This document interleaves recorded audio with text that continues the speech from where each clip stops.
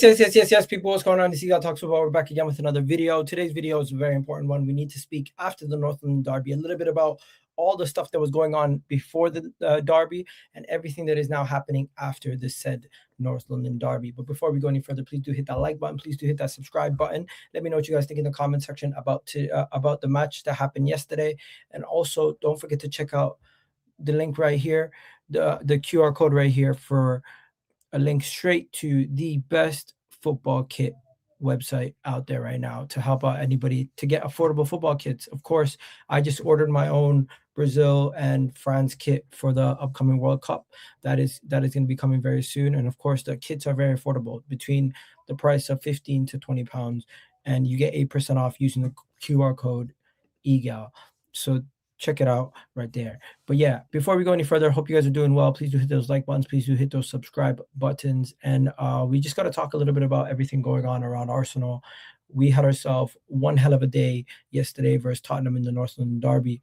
And safe to say, I am very, very happy. I'm very, very excited. And I just want to take a look back at some of the discussions that were happening before the North London Derby.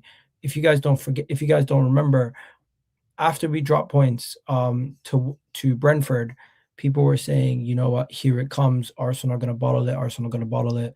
And then when we dropped points to Wolves, it was, oh my God, it is over. Man City have it in their hands. Arsenal are going to probably drop points now to Tottenham. Tottenham, new manager bounce, all this stuff. And to me, I never got sucked into all the narratives of Arsenal's going to lose the league, Arsenal's this, Arsenal's that. Don't get me wrong. I felt the pressure, and I think a lot of people did. But boy, that is the kind of response you need. Boy, that is the kind of response you want, to go and win the game 4-1 versus Tottenham in such a meaningful response back from those boys. And I was very happy from the overall performance and everything that they showed. This was exactly what we needed from them. And boy, that was something else.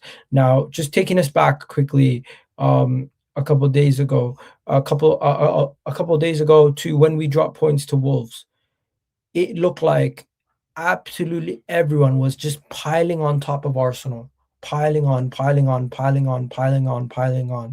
And at the time, I couldn't believe it. Personally, I couldn't believe that we dropped points to Wolves. And you can't just explain those performances happen, but it's how you respond, right? Arsenal were what? 2 points, had a chance to go 7 points clear. We ended up staying at 5 points. And if we were to have dropped points versus Tottenham, everyone was saying the Tottenham game, North London Derby, you're going to drop points. Man City smell blood. Man City smell blood. But they're forgetting two people have a chance to make a difference here. We still have a part to play in this league, and we're currently still ahead. Man City would still rather be in our position ahead at the top of the Premier League table than be behind. So we have to remember that. My final rant on the day when we dropped points versus Wolves was when I was saying we were still 5 points ahead. We still need to believe. Yes, we bottled a 2-goal lead in that day, but we still need to believe we can go and do it, and we can go and beat Tottenham. And you know something? The North London Derby was probably the best thing the doctor ordered. The players had a player-only meeting. We did also speak about that. Declan Rice had a player-only meeting. Everyone's calling you delusional for thinking that you're not going to drop points in that game after dropping all those points to other teams. But it's Tottenham, guys. It's Tottenham. It's a North London Derby. It's a different thing. We own these guys. William Saliba has never lost a game to Tottenham. Mikel Arteta and the Arsenal team have now gone 8-2 over Tottenham in the last 2 games. We have absolutely demolished these guys in our last 2 games in the league. And to all the people who are rivals watching that game, you guys probably felt a little bit like Tottenham on the day because they look like shit. And we absolutely shot on them. You know what? I thought Mikel Arteta maybe should have played Ben White and Norgard. Guess what? He didn't need to, because Ben White was injured and Norgard didn't even get a minute, but didn't necessarily need it. We still had a decent performance from the midfield, but that game was ran by Eberechi Eze. And we're going to start the conversation with Eze in a second. But before we go there, I have a couple more things I need to discuss. The double standard between how people speak about Arsenal and Man City is going to be discussed today. I do see celebration police coming out. I also see people speaking about diving and all these things. We're going to talk about all of that. Plus, there's a little blue club called Chelsea that we're going to be facing that also had a player get sent off on the weekend in Fofana, who's going to miss the game versus Arsenal. No new manager bounds for Tottenham, and we're going to talk about what he said about Arsenal and his words about how Arsenal is one of the best teams in the world. And he's not the only manager who said that. We've heard numerous managers across the game of football speak about how good Arsenal are this season. But yeah, I just wanted to do a little monologue before the game. And now that we've won the game versus Tottenham 4-1, great performance from Gyokeres, man of the match, one of the best performances I've seen from him in an Arsenal kit. Eberechi Eze scoring a brace. Bukayo Saka should actually be credited for the assist that what he wasn't given credit for. We're going to speak about that in a bit also. But the main thing is that the pressure is solely back on Man City now. They play their next game before us, and whoever has the game up next always will have the pressure. So pressure's on Man City. Let's see what they do from here to then. And I honestly do believe people are now starting to go back on the side of Arsenal going to win the league. I feel like it's going to flip every single week. So don't get sucked into the media narratives. Don't get sucked into all to the agendas. This is just what people are going to do. Back the team, believe in the boys, and you'll probably be better off for it. If you want to sit here and be negative and upset and throw your toys at the pram after every drop point, you're gonna have a miserable time until the end of the season. If we win the league, yes, everyone's gonna be happy. But do you really want to have a miserable time the whole time until the end of the season? I don't think I do. So I wouldn't recommend anyone else do that themselves. But yeah, let's get into it. Shout out to the people in the comment section. Egal City has a game in hand against Leeds. No, they have a game in hand against Crystal Palace, and their next game is against Leeds. Personally, for me, I'm not too focused on Manchester City. We just have to focus on Arsenal. Nothing changed, bro. You still have zero room for error. I 100% agree. Nothing has changed. There's still zero room for error. But what has happened is that the mood and the momentum is solely back on Arsenal's favor now. The momentum is definitely back in our favor. To go and win a North London derby in that fashion, that is huge. I just wanted to follow up. I will be away later, so I cannot make a stream. No worries.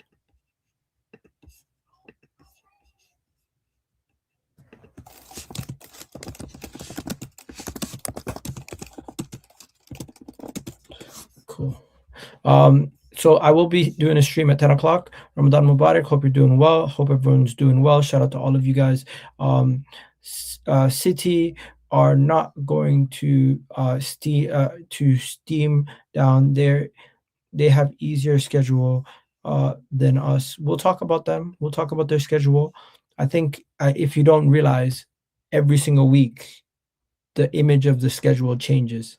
And based on their next game, Leeds versus our next game, Arsenal versus Chelsea, of course, we have a tougher fixture in the next game week. But after the Chelsea game, the fixtures swing back in our favor.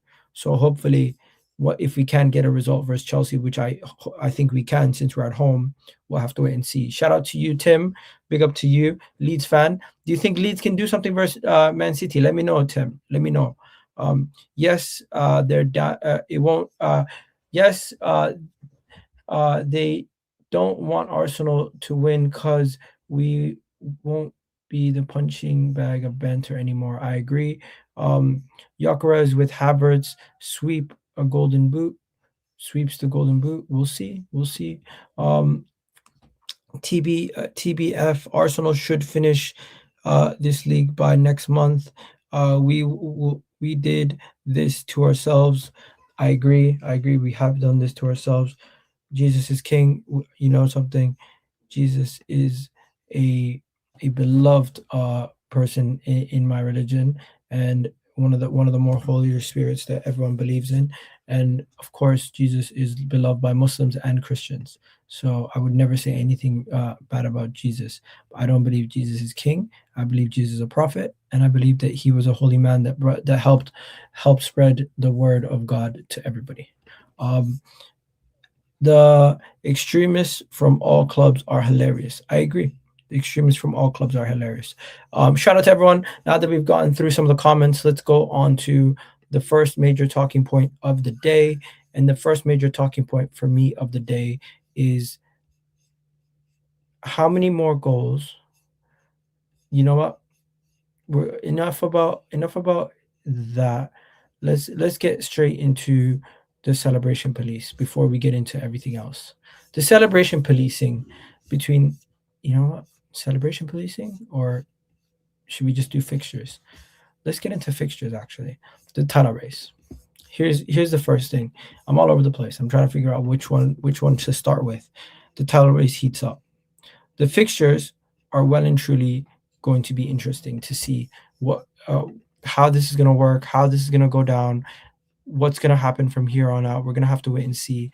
But, but one thing I do know is that Man City, we cannot look at their fixtures and just think that they're going to win every game or they're going to lose every game. The league is very, very close in quality with everybody. Everyone is dropping points left, right, and center. Everyone's picking up points left, right, and center. You never know anyone can beat anybody on any given day. So I don't think for one second that Man City is going to win all of their games, and I don't think for one second Arsenal is going to win all of their games. There's going to be points in which we drop off and we drop points. But if I look at the remaining games, how many teams do Arsenal face that are currently in the top six? We face Chelsea and Man City. How many do Man City face? They face Chelsea, Arsenal, and Aston Villa. So that's three teams out of the top. How many teams do Arsenal face that are in the relegation zone? We face two in West Ham and Burnley. They face Nottingham Forest, West Ham, and Burnley. So they have three teams that they're going to face in the relegation zone. How many do we face in mid-table? You can see there we got about 1, 2, 3, 4, 5, 6 games in mid-table. They got 1, 2, 3, 4 games in mid-table. So although they have more relegation teams that they're going to face than us, they also have more mid-table teams that they're going to face than us.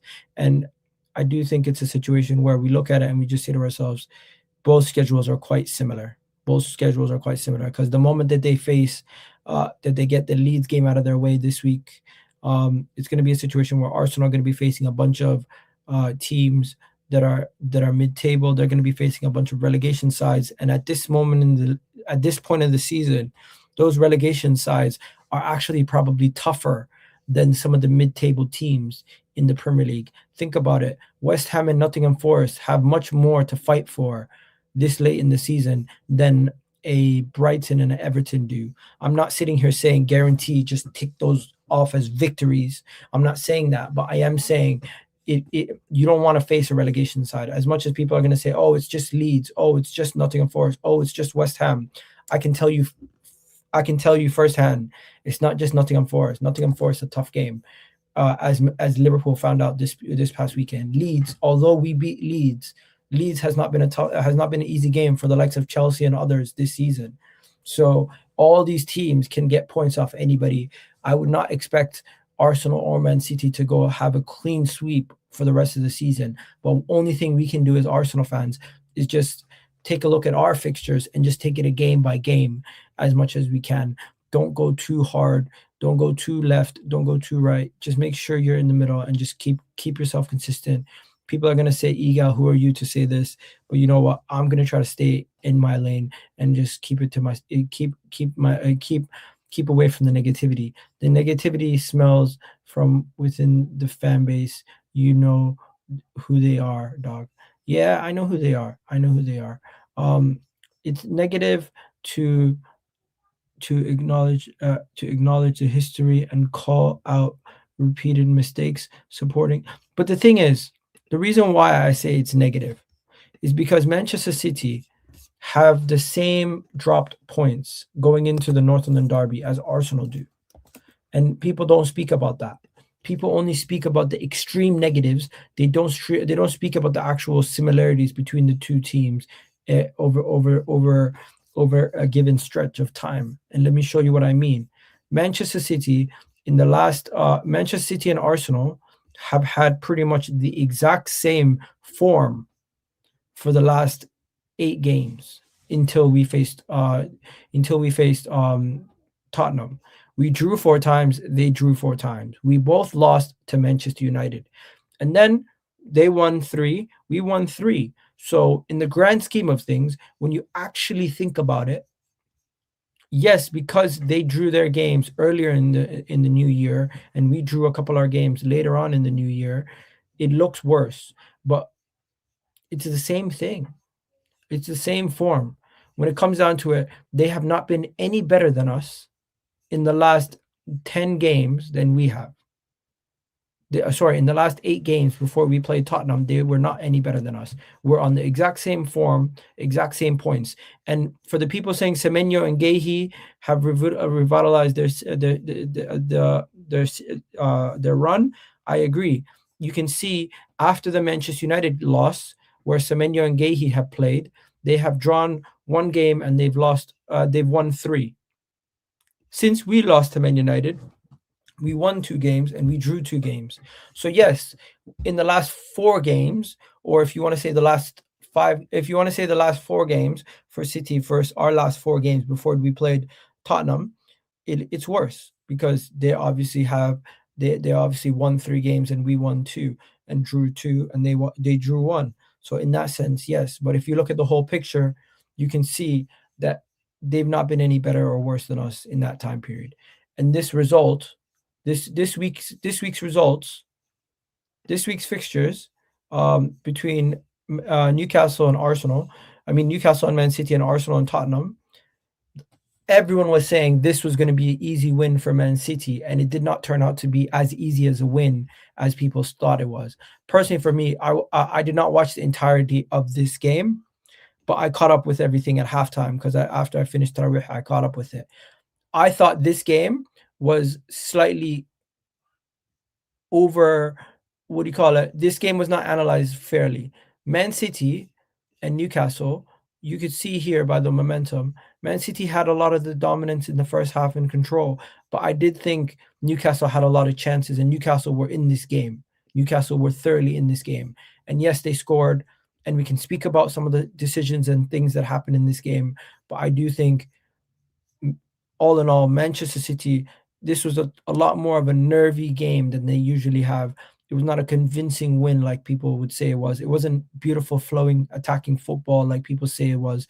Newcastle were in this game, and I've seen Arsenal have a similar performance like this at home versus Brighton, and we were criticized for having a performance like this, where Arsenal, we absolutely dismantled Tottenham. And I see more criticism about our players diving or something not given here or there. Let's be 100% real. If you look at the game stats, Tottenham did nothing. Tottenham did nothing. Outside of Declan Rice's mistake leading to a goal, Tottenham offered nothing. So even if they don't call the Gabriel push from Colomwani on Gabriel's back, and they don't call that, what makes you think you're still going to win the game? Honestly, what makes you think you're still going to win the game? We dominated them first half, second half. I'm surprised Bukayo Saka didn't leave with a goal with the amount of chances that he had. I'm surprised he didn't leave the game with a goal also. I'm really surprised that didn't happen. But yeah, that is a discussion point that a lot of people are not going to really speak about. And you know something? A lot of people like to sit here and doom and gloom when things are bad. They love to say, "Oh, you know what? We're not going to win." But when we win a game, it gets underestimated. It gets, when Man City win a game, it gets overhyped and overrated. When Arsenal win a game, it gets overanalyzed and underappreciated to a certain degree. And I think that is where I'm coming from. Egal, we must understand most relegation teams like West Ham who are fighting to stay up. Not everyone is going to be like Spurs. I'm not underestimating anybody. I'm actually saying I'm echoing your thoughts. I'm echoing what you're saying. I agree with you. We cannot underestimate that the relegation teams are tougher. I think at this moment in time, the teams mid-table might actually be the easier fixtures rather than the teams that are in the relegation zone. And this season, with the table being the way that it is, with the Premier League table being the way that it is, you could say that North London Derby, obviously we're facing a relegation side. You could say Gyokeres scored against another relegation team. Whatever you want to put it. But look at the teams remaining for our fixtures. Man City have to still face 1, 2, 3, 4. relegation sides. We're going to have a bunch of teams in the mid-table that we're playing. We have to play Brighton. We have to play Palace. We've already played Sunderland home and away. We have to play Newcastle. Have we played Fulham home and away? I think we still have to play Fulham. We still have to play Everton. We still have to play Bournemouth. We've played Brentford home and away. We played Liverpool home and away. We played Man United home and away. We played Aston Villa home and away. We still have one game versus Chelsea and one game versus Man City. So I'm not necessarily too worried right now about those fixtures, but let's get on to some of the discussions that need to be had around some of the players and some of the stuff that needs to be spoken about. So first things first, before we go any further, I just want to let you guys know that Ben White did pick up an injury. He suffered a niggle yesterday, and reportedly that's why he did not play in the North London Derby. So that's what's going on with Ben White, just to let you guys know. That is why Ben White did not play in that game. Next, shout out to everyone in the comments. Wara wanko salame. Shout out to you, Neo. Wanko salame, Neo. Mahashagisa. Mahashagisa. Mafianta. Ramadan Mubarak. Anyways, Iga, you have to admit that you made us sell both Ricky Martin and Trossard to get 2 new left. We'll talk about all that in the summer. There's no need to be talking about player sales. These guys are going to be Arsenal players for the rest of the season, and that is just what it is. We're not gonna sell some of these guys. But if we're gonna talk about performances and individuals, let's get into this one first. Eberechi Eze.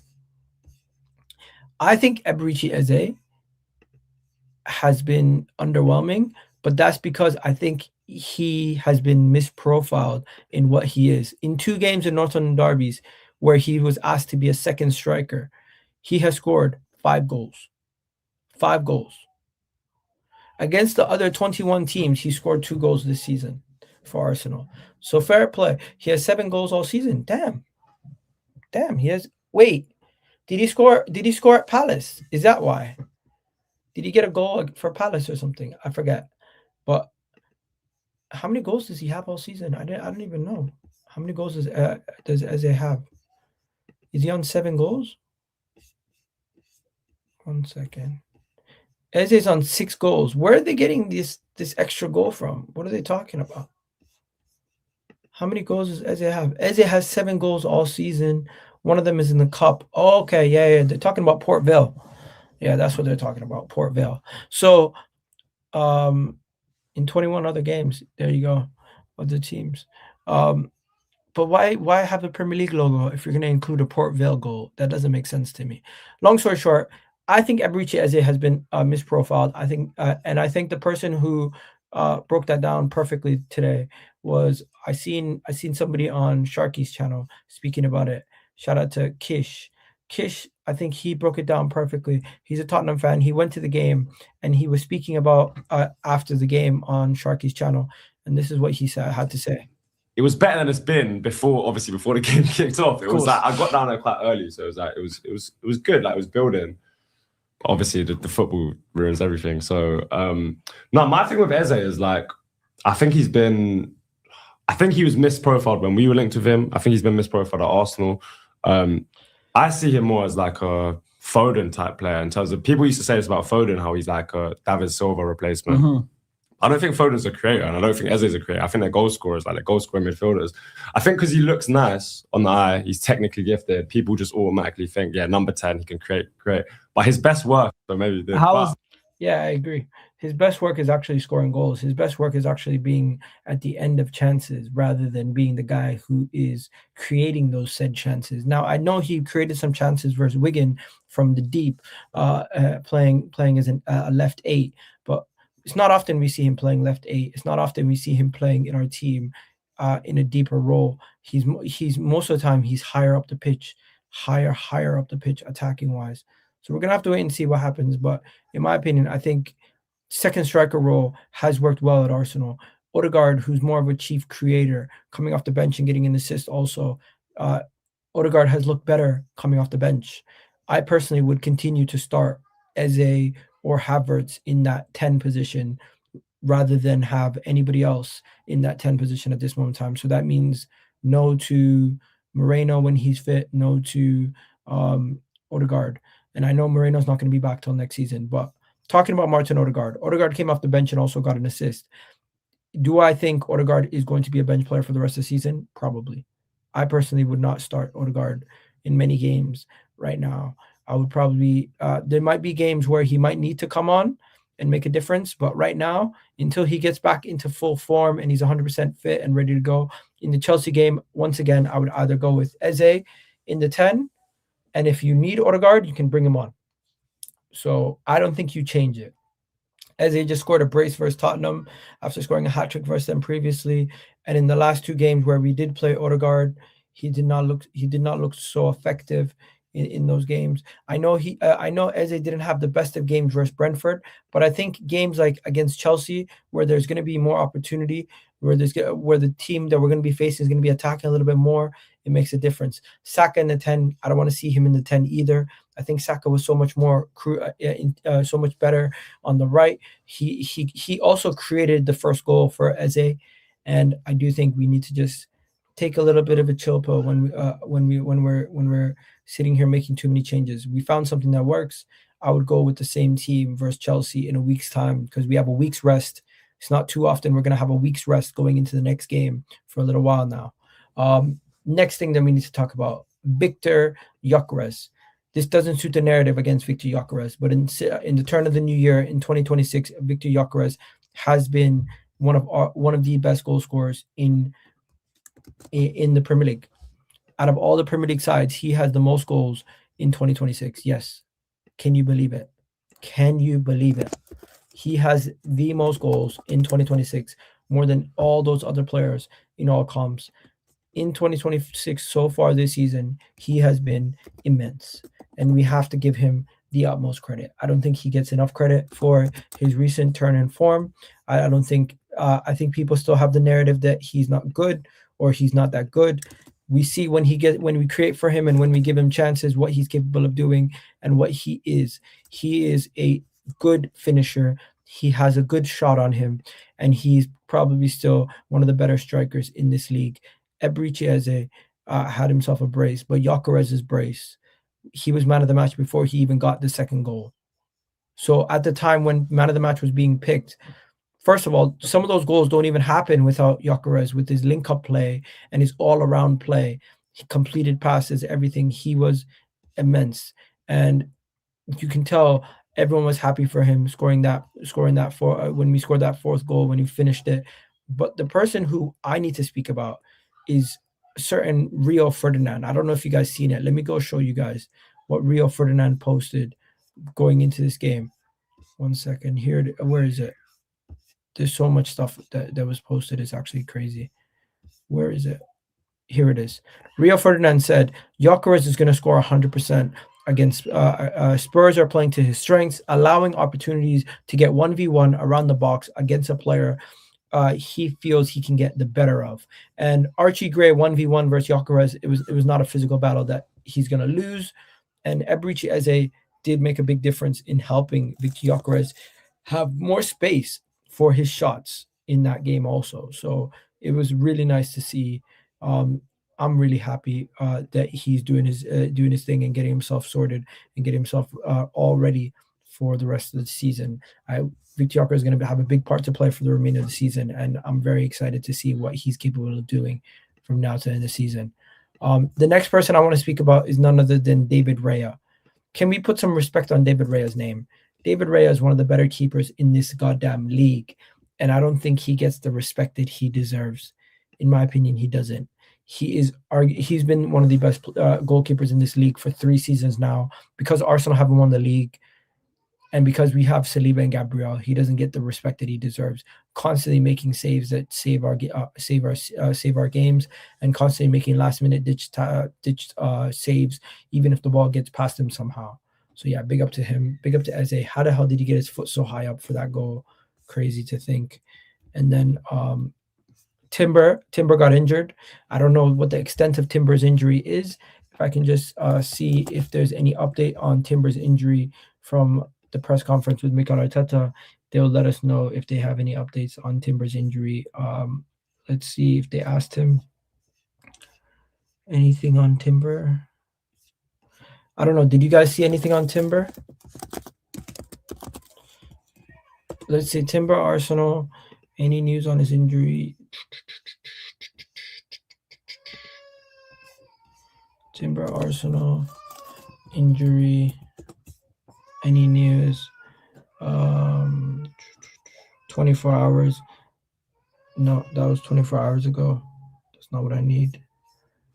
Anything new? Anything new? 10 hours ago. What does that say? So, yeah, so we got an injury update 10 hours ago. Let me give you this injury update. So the injury update is on Bukayo Saka, Havertz, and Ben White. They doesn't say anything about Timber, so that means Timber should be okay. Bukayo Saka, of course, limped off in the game versus Tottenham, and they are expecting him to be ready to go against Chelsea.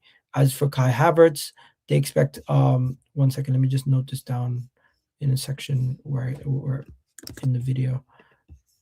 31 minutes. Big up to everyone in the comments though. Do me a favor, guys. Please do hit that like button. I'm not seeing too many of you guys hitting the like buttons right now, so do me that favor. Helps out the channel massively. You guys already know that. So just to be clear, Havertz's injury, he looks like Havertz is going to be ready to go versus Chelsea also. So Havertz is going to be back versus Chelsea. And then Ben White is also going to be ready to go versus Chelsea. Mikel Moreno, we don't know when he's going to be back, but they're saying some point in June of 2026. And Dauman is going to be back potentially versus Chelsea. So right now it looks like all 4 of those guys could be back versus Chelsea. And it looks like Timber's injury, he was just precautionary substitution. No injury report for him at this moment in time. So good news. Arsenal is going to have a fully fit squad, except for Mikel Moreno going into the game versus Chelsea. That's good news. That's good news. It's really good news. And I wanted to speak about something that I seen online. Let me just show you some of the stuff that I tweeted out at least recently before I go. By the way, this is hilarious. Arsenal's number 10s scoring goals, doing the celebration that Eze did, and there you go. Dennis Bergkamp did it back in the day too. Yeah, so some people post some weird stuff. Look at this Tottenham fan crying. To cheating to get themselves a result. Even at Spurs, when the game was 2-1 and Tottenham scored, that should have been a legitimate goal and did change the course of this game, because at 2-2, Tottenham may very well have shut up shop. But this horrible guy, the only guy in the Arsenal team who I cannot stand, to be honest, is Gabriel. That slimy little cheating, diving, horrible fucking twat. Tell me how you really feel. These guys hate Gabriel. They hate Gabriel. But the real reason why they dislike Gabriel is not because he was a diver. But you know what? Since everyone's just going to speak about Gabriel this, Gabriel that, let's talk about it. Let's talk about it. So people are out here saying that Gabriel dived, Trossard dived, a blatant dive, and these officials are a disgrace. Some people are saying Trossard dived. I personally think that Gabriel, if he is pushed with 2 hands right in the side of the referee, and as he's about to jump, by the way, it's a foul. But to me, I also thought that Ekitike, when he pushed Romero, that should have also been given as a foul. But hey, he dunked on him, and Romero didn't get given the foul. In this situation, Gabriel got given the foul. I'm going to take it. I'm not going to sit here and cry like a little baby. I think if you guys were to have done something else in the game, then maybe we can actually sit here and have a discussion. But you guys did not do nearly enough in that game for me to sit here and say credit to you guys. You guys did not do nearly enough for me to sit here and say anything positive about Tottenham if they would have gotten that goal given. Even if they would have been given that goal, I don't think they can sit here and say that they would have gone on to win the game. We probably would have just still scored another 2 more goals regardless. But yeah, I think another reason why they don't like Gabriel is because he rubs it in their faces. He rubs it in their faces. Yeah, and Kane was a diver. Kane was a cheating diver, but nobody called him out. Another reason why they don't like Gabriel, he rubs it in their faces, but they forget. They forget that the original guy who'd rub it in their face is Richarlison. Gabriel is just responding. Gabriel is just responding to Richarlison. This was preseason, by the way, in Hong Kong. Preseason in Hong Kong. This is what Mans were doing. Preseason in Hong Kong. This is what Mans were doing. Crazy to think. Next, I don't know if you guys seen it. Igor Tudor said that Arsenal are probably the best team in the world right now. The best team in the world right now. It sounds like I've been hearing that a lot. I've been hearing Arsenal are the best team in the world right now. Thomas Frank, Arsenal are one of the best teams in the world right now. Igor Tudor, Arsenal are probably the best team in the world right now. That's two of Tottenham's last. Those are the two Tottenham managers this season, both saying after they got beat in the North London Derby 4-1, that Arsenal are the best team in the world. And Tottenham fans just cannot fathom the idea that Arsenal is the best team in the world. And that's what really bothers them. Big up Stratford Post. Shout out to you, bro. Shout out to you. Sorry, I couldn't catch. Did Saka have a Hazard-esque shift yesterday? Yeah, he created the goal. For some reason, they didn't give it to him. He should have scored multiple goals. They didn't. He didn't end up leaving with the goal, but fair. There is no misprofiling of Eze. He's just not Ronaldinho like you guys made out. What are you talking about? What the hell are you talking about? Nobody compared him to Ronaldinho. Like, this is what I mean when I say the over-exaggeration and the Arsenal hate is just mad. It's just mad. But yeah. This is not the first time. It's not the last time. But yeah. This was the Eze U-turn though. Look at this. Let it all work out. Seems like a nightmare right now because he just can't. Another one who I've heavily criticized. And listen, they shut my mouth up, at least for this game. Let it all work out. 1 second it's not working out. Next second it's let it all work out. Oh, look at this. This is amazing. Look at this. Charles Watts. Look at this. I'm just going to start today's show with some words from Paul Coyle, the Tottenham Hotspur stadium announcer. This is what he said before the game yesterday as the players were coming out. They're worried. They're nervous as hell. We're calm. We're ready. Never change, Tottenham Hotspur. Never change.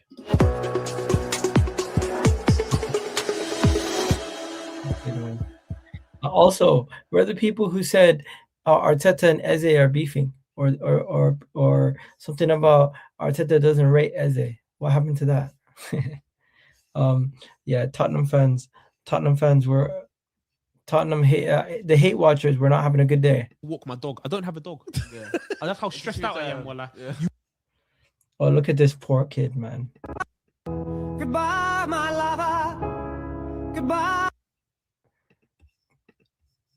You know, I had sympathy for the kid. My friend. Yeah, poor guy, man. Poor guy.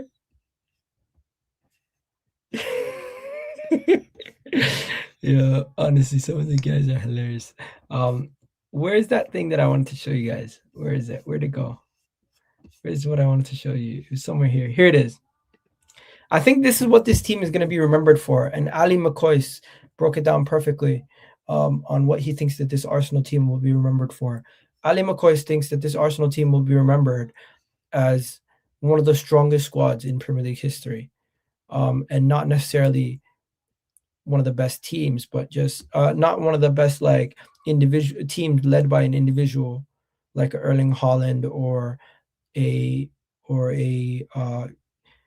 Kevin De Bruyne or Mo Salah. Not one individual stands out head and shoulders over everyone like that right now, because Declan Rice is probably the leader of the team because of his two-way abilities defensively and attacking-wise. But Ali McCoy's point right here, I think, is very, very important. And he might be overdoing it, saying the strongest squad he's ever seen, but there is a case to say that this Arsenal team might have one of the best squad depths in Arsenal history in a long time.